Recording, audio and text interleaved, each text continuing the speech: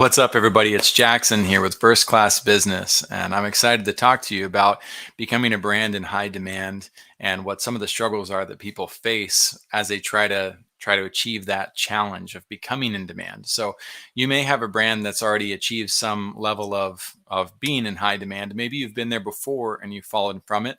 Maybe you've never achieved that at all, and you have a service and a product worth promoting and getting out there. Well, today, I'm going to talk about some of the things that actually hold brands back from becoming high demand. So, first thing I want to mention is the Water Project. The Water Project is an entity that we support to help them basically build water wells and springs and things like that over in Africa to help people get access to clean drinking water.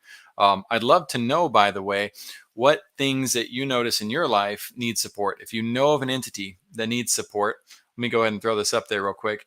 Then let us know what cause is in need currently that we could support. Throw it in the comments. Let us know. We love to help great people. We love to help great businesses, and great nonprofit organizations that could use some help. It might even be somebody that's selling Girl Scout cookies. But if it's important to you, it's important to us. So throw it in the comments.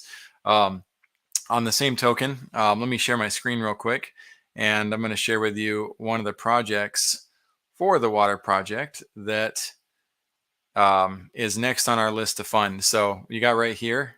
Let's see. Yep, it's sharing. Let me hide this message. King Fahad Secondary School. Imagine, you go to school and they tell you, hey, we're out of water. So you now have to go get water for that community.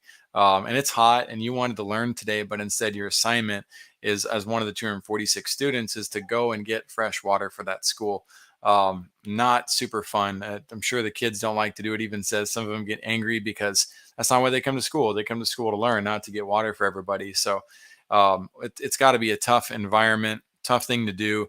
The project status for this one, they don't say on this page at the top there, but it's around $20,000 that they're raising. And what are they building with it? They're going to be building what's called a borehole well. And I just think that's awesome what they're doing with this. The other project that we were supporting on this already got funded. And it's, let's see if I can pull it up really quick. The Water Project, Cathoma Community. Here we go. Oh, it says it's already funded. It's not going to show you. I get little updates and notices. Sorry, I'll prepare for that next time. My updates, let's see here. Stop sharing screen. Show the actual sand dam that they're building and the progress of what the area looked like before and what it looks like after. It's really cool. So anyway, if you're a brand that's in high demand, or you're trying to get there, what are some of the things that are holding you back? Let's look at that. So let me pull this off the screen. My ticker will help you in and of itself. I went ahead and designed what's called a ticker across the bottom here. Do you have a service or product that's newsworthy? And would your service help people if they knew how to find you? I'm going to let that go.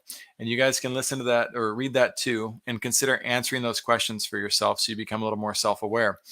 But when it comes to being in high demand, there's a number of obstacles that people face that they're not aware of.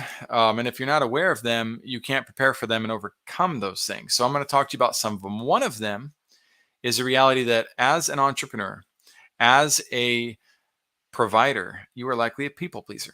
And as a people pleaser, somebody who loves to help others, you likely have some tendencies that are holding your brand back in really large ways that you're completely unaware of. I see this over and over with the coaches that I'm training with and teaching is they come to me and they do not know how to turn off who they're responding to and recognize who they're supposed to respond to and who they're not supposed to respond to. As people pleasers, they often are trying to also fix things in the world for other people. And one of the things that they often try to do is fix the bad messaging that people are sending them. Let's take LinkedIn as an example. On LinkedIn, there is a lot of promotional spamming taking place. And some people would call it professional marketing. I'd call it professional spamming at best. And when you get those messages, a lot of people love to have inbox zero. If you pride yourself on organizations, you probably love having an inbox count of zero. And in all reality, you're hurting yourself. You're hurting your business. Why? Because you don't need to be focused on capturing every drop of rain that's out there. The more you're trying to do that, the more you're trying to respond to everybody, the more you're trying to teach those who don't get it, the more time you're wasting on your higher calling of helping people with their actual progress. There's a reason why the president of the United States doesn't respond to every letter that is sent to him, and why there's an assistant who takes care of those responses. It is delegated by design. I imagine he is probably receiving a very large amount of thank you cards in relation to gas prices right now. And if he's receiving a lot of thank you cards in relation to gas prices, and he's trying to take the time to respond to all that correspondence, how is that going to help him do his job of running the country? Right. And that's a debate for another time. I don't, you guys can do in the comments, but I'm not getting involved in that. I'm not touching that with a 10-foot pole. But as people pleasers, again, if you have a tendency to respond to everybody's messages, you're never going to put yourself in high demand, because you're going to be wasting so much time responding to people who aren't your core audience and who you don't need to train or teach. So don't babysit people's messages. Don't feel like you need to respond to everybody, and let some of those go. Understand that it's in your best interest oftentimes to let people marinate in your inbox. What does that mean? Well, it's just like dating. There's that desperate girl who wants to get married, a desperate guy who's a hopeless romantic, and he gets a message from that person who's wants to go out with them. Like, oh my gosh, yeah, I'm available. I'll go anytime. You don't want to be that person. That's not healthy. That's desperate. And if you do have a tendency to become desperate and not live with healthy principles of attraction, then you need to work on that. You can become self-aware of it first, admit it, own it, and then start realizing that you don't have to respond to everybody in the moment. This is super key. And again, I see this all the time with new business owners and people that are getting their brands out there. They think they have to be available around the clock for people, and that is not helping your brand win. So if you've never been there before, though, on this high demand side, you've never been in high demand, or you've never helped somebody orchestrate high demand, then these principles are even more important, because it's very hard to see around the corner of a building you've never been around the corner of. That's just logic. It doesn't have to do with me being better than you or another entity being better than you that's figured that out. But it's very helpful to take insight from people who have accomplished being in high demand. Your goals. That's another big piece that this is hard for some people to hear. Some of y'all aren't going to want to know this, and aren't going to want to feel this. Some of you are going to feel that you are beyond this, and you're not. If your goals, if somebody asks you like, hey, what are your goals and desires in life? And you focus on the me aspects. Oh, I want a better car. I want a better house. I want this for my wife. I want this for my kids. Cool. There's nothing wrong with that. But you're not going to lead people. Nobody else cares what you want personally. Nobody else is going to want to buy from you to support that, because you're not doing anything to give back to your community or the nation or the world. The limit of your vision is so small that it's very hard for people to want to support you financially. So if you're thinking that small and you think you're going to grow large, then you're probably not. I once heard a very well-known speaker kind of dig a pit for himself as he continued to broadcast to the world how badly he wanted to be the next Tony Robbins. And his goal on that was vain. He wanted to be cool. He wanted everybody to support him. He wanted to be a big, well-known individual. He didn't he didn't ever talk about how he wanted to help other people, which is completely the opposite of what Tony Robbins did. Tony Robbins went out there and provided Thanksgiving meals to people, and he built organizations. He wanted to help people and serve. And the byproduct of his service was that he became a very well-known entity and brand. So make sure that you are clear about your communication, what are your goals to accomplish, who you're trying to help. And if you aren't clear about who you're trying to help, and you don't get people to buy into that bigger mission, that bigger vision of why you exist and what you're up to and what you're trying to help others accomplish, then it's going to fall on deaf ears. It's going to fall on people who don't necessarily, they might cheer you on, but they're not going to be that interested in getting behind it, because they don't understand the greater scope of what you're trying to accomplish. All right. So another thing that is holding back a lot of brands is I see a lot of brands that have a service, and they're very good at articulating what they're trying to help people escape. What it is that's so bad about the current condition that somebody's in. You want to lose 20 pounds, and here's why. It's because your knees hurt. It's because your back hurts. It's because, you want a better self-image, and all of those. Or you don't want to feel ugly, right? That's really the escape aspect, right? What are you trying to escape? That's one of those components you have to get down. But where are you taking people to? What are you helping people accomplish? And do you have enough vision to explain to them what it is they can look forward to? What is the result that they're going to get? If you're not explaining both the escape and the arrival, you're going to have a really hard time getting people to buy into the concept of what you do, because, yeah, you're helping them escape pain, but to what end? And I think of a historic story of Moses with that, as he helped people escape, the Pharaoh. Then all of a sudden they're lost in the wilderness for 40 years, and people weren't very happy about it because now they just have a new set of problems they're dealing with.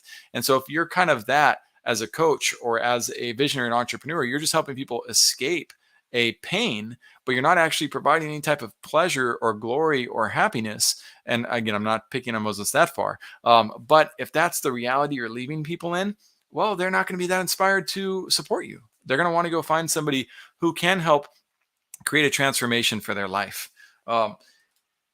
That also leads us to talking about how much you value your time or don't value your time. And again, let's go full circle here for those of you who are just joining in.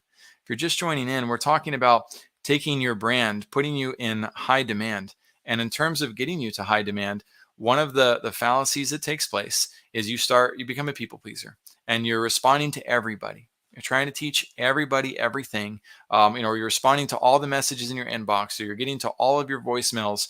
Let go, breathe. You don't need to do that. That's not your responsibility. And I know people think that, oh man, you have a brand, you have to respond to people in 24 to 48 business hours. That is not true. That might be true for a client, especially a high-end client.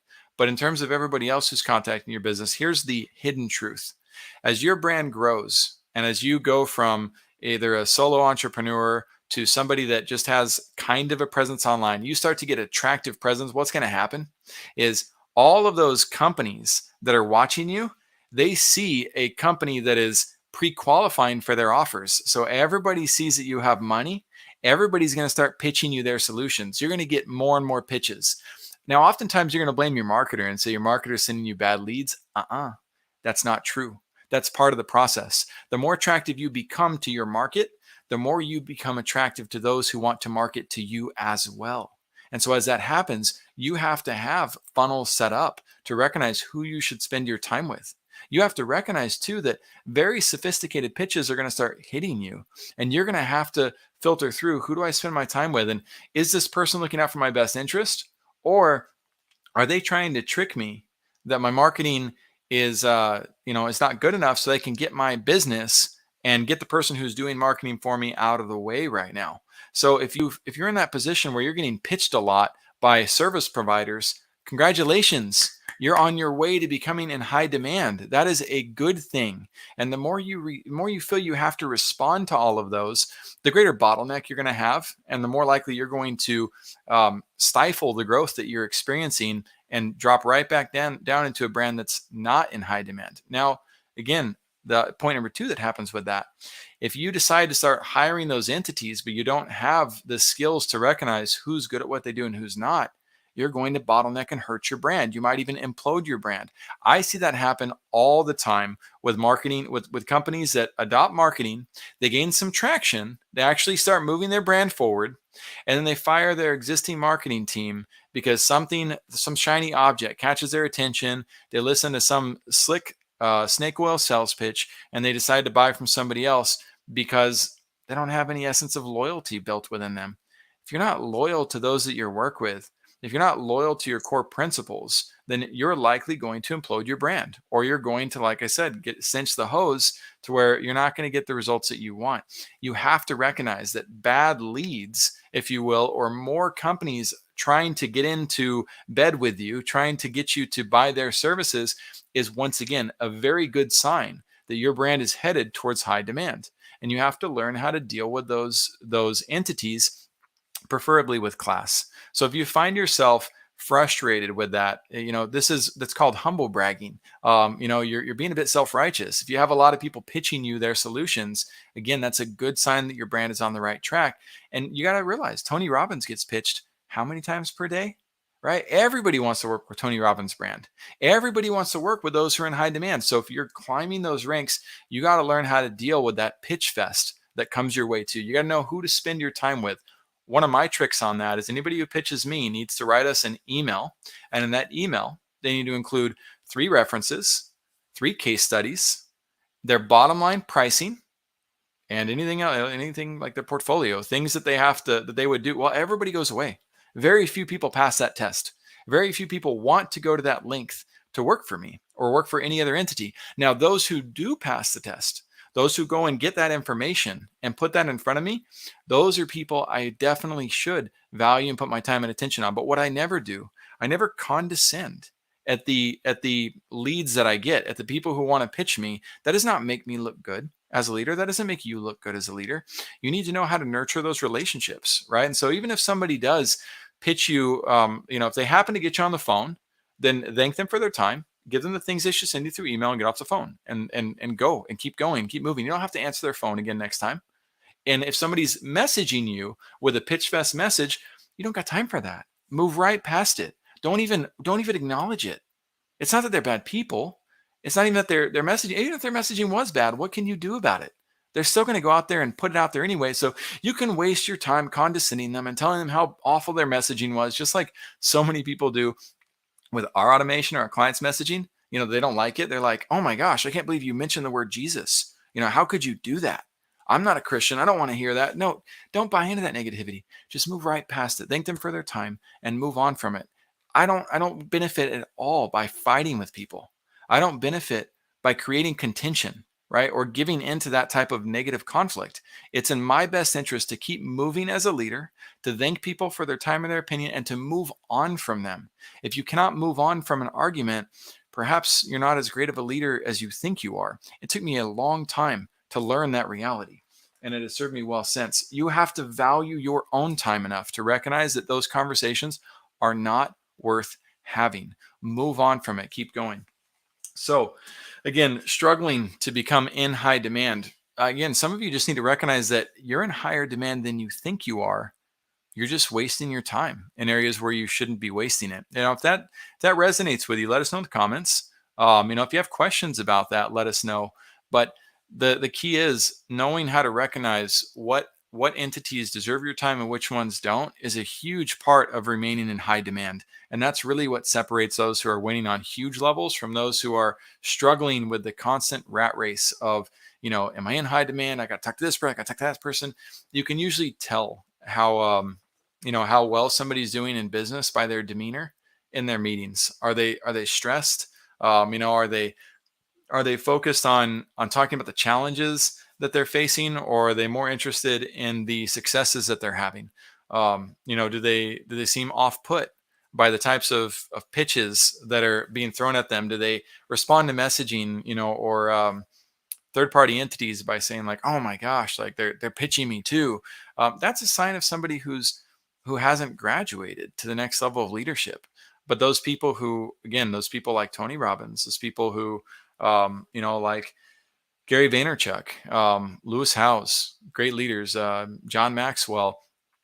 When you see them, when you have the chance to see them behind the scenes, and you can find these nuggets in like their YouTube videos sometimes, or in their live feeds. That's a great time to capture the essence of how is that leader doing with the success of their business and their business growth. Notice what type of demeanor they have. When they get excited, are they excited about good things? Are they like really happy to celebrate with people, or do they get excited about the negativity and what's occurring with negativity, and do they get carried away by that? It's a really fantastic way to I don't really know too many better ways to determine whether a leader is the type of leader I want to follow or not. And here's again another reason why. When it comes to the business world, we don't have transparent track records, not like in sports, right? So you got a coach in the sports world, you can see their win-loss record, which says a lot about the coach. You can see what types of contracts they sign. You can see which type of players they don't mesh with well and which ones they push out well. In business, you don't get to see any of that. Nobody gets to see Grant Cardone's wins and losses. They don't get to see most people don't know how to take the time to figure out what lawsuits exist against an individual. Um, you don't know what warnings they've received from the FCC. You don't know how many millions of people he's actually helped and what transformation has existed. You've probably seen a lot of people, say how great he is as an individual, but we can't see the ins and outs of the relationships. We cannot see with full transparency which are his losses and which are his wins. And again, the same is true for Tony Robbins. The same is true for Success Magazine and Darren Hardy over there. The same is true for Jim Rohn. We don't get to see those aspects. So, how do you evaluate a great coach? Really, for me, it comes down to principles. What principles do they follow?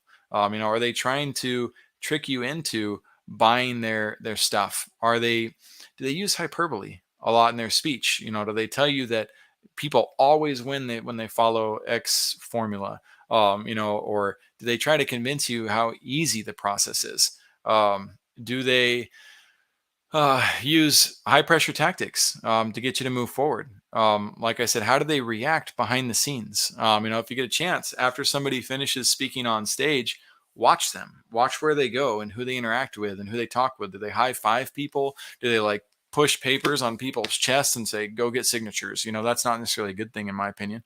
There's little subtle interactions that you can watch about leaders on the big stages to figure out what type of leader are they really, and is that the type of leader that you want to be? So if you're struggling with the high demand aspect and getting in high demand, I'm going to recap for you. One, if you've never been there before, you got to find somebody who can help you see behind the curtain a bit. Two, if you're a people pleaser, you've got to learn to channel that. You've got to learn to kind of cut that off, and please the right people in your life. Don't become a zero inbox junkie who just spends so much time responding to anybody and everybody. You don't make enough time for the right people, when in reality, you'd be serving better if you just took the time with the right people. If your goals are selfish in nature, you're not going to inspire people and help people understand what it is that makes them want to work with you, and why it is they should trust you to lead the world to victory. Um, if you have an escape well defined, but you have no destination, you're going to struggle to become an in-demand leader, because people want to know not only where you're going to get them out of, but what are you going to help them accomplish and become. If you aren't valuing your time well, and the time that you're spending with people, if you're not loyal and you're struggling to be loyal to your providers, or you are loyal to people you shouldn't be because you don't recognize the toxic relationship, because you don't have enough training to recognize what types of people are holding you back. Loyalty is a double-edged sword. You've got to be careful about who you're loyal to, and you got to make sure that you are loyal to those who are lifting you up and making you your best self. So as you start to crush those barriers out of the way and move your brand forward, and more people start to demand attention from you, recognize that that comes with a healthy dose of good and bad relationships. And you got to get really good at sorting those, or working with somebody who can help you sort those out. So, um, two great relationships that can help you that I met with today. One of them is Brad Powell. I just talked to him about going on his podcast. I'll be on his show on the 28th. He's an amazing friend of mine, incredibly genius personality with video production, has some cool offers for that. I highly recommend getting to know him. He's very even kill. He's very wise. And then I also did a podcast interview today with Nicole Greer over at Vibrant Coaching. And she's very good at helping organizations with training individuals and recruiting processes. So some brands that are already in that high demand stage, and they're at that stage where they need a team to support them and grow out what it is they're doing and max out capacity. She's an excellent resource. Very fun to work with her. She's big into assessments like the Myers-Briggs. She's certified for StrengthsFinder 2.0, which is one of my personal favorite assessments. I love that assessment. I could geek out on that for hours. Like seriously, it's amazing. And so if you're at that stage, Nicole Greer is a great person to talk to. And she's also a great public speaker. So those are just two more resources for you. If you want any others, let us know. If you know of a resource that you want to share share in the comments. It doesn't hurt us. It would help us all, though. So if you would like to give back a little bit and be of service to those of us tuning in and listening to this, let us know. And if you want to be interviewed on one of these shows, also let me know. I'd be happy to interview you and bring you on live, so that we can learn about what it is that you do. Just reach out to me at Jackson at firstclassbusiness.io or on the social media platform of your choice. And remember to do good out there. There's a lot of people in need of our help. 7 billion people who truly need our help. And I know that sounds hyperbolic in nature. It's not. There are 7 billion people on this earth. That's crazy to think about. Out of those 7 billion, right? First worlders, there's what, 300, 400 million, maybe more. Maybe there's 500 million that live in first world countries. But look around you. Ask yourself, are your neighbors happy? Do they feel fulfilled in life? Are the majority of people, in the what they call the 1% bucket, and achieving their financial dreams and freedoms? Are they happy at what they do? What about those who are successful on the financial side? Are they happy with where they're at in life? So if you look at the reality of who feels purpose driven, who feels happy, who's in alignment with the way that they're living, it can become very daunting to realize that there are literally 7 billion people in this world who need a lot of help. And you and I have an opportunity to make an impact on that. So I hope you do. I hope you have a fantastic rest of your week. I hope everybody enjoyed their independence, regardless of what country you're from. I hope you've enjoyed your independence. I do mine. We all have independence to a certain degree, especially if we're watching something like this. My goodness, we are highly blessed. So enjoy those blessings. Go do something great with it. Go bless people's lives, and I will see you soon. Take care.